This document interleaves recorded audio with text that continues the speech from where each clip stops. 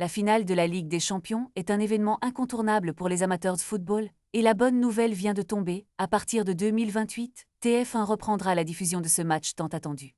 Ce changement de chaîne est un véritable bouleversement dans le paysage médiatique français, car actuellement, M6 détient les droits de diffusion jusqu'en 2027.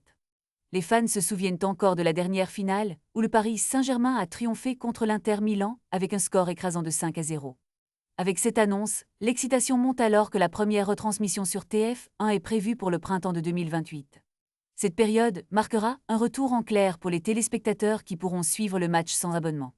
Dans le cadre de ce nouvel accord, TF1 aurait déboursé un peu moins de 2 millions d'euros pour obtenir la diffusion de ce match prestigieux. Mais ce n'est pas tout. Canal+ ne reste pas inactif et a réussi à obtenir l'intégralité des droits de diffusion des 3 Coupes d'Europe sur sa chaîne payante. Les amateurs de football devront donc jongler entre les chaînes pour ne rien manquer des matchs palpitants qui s'annoncent. Ce changement de diffuseur soulève de nombreuses questions sur l'avenir de la Ligue des Champions en France, mais une chose est sûre, l'engouement pour cet événement ne faiblit pas.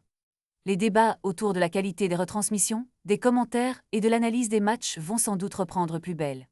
Les supporters peuvent déjà commencer à imaginer les soirées de printemps devant leur téléviseur, partageant l'excitation et les émotions d'une finale qui s'annonce palpitante. Alors que M6 se prépare à diffuser les 2 dernières finales avant cette transition, TF1 se positionne déjà comme le roi du football européen dès 2028.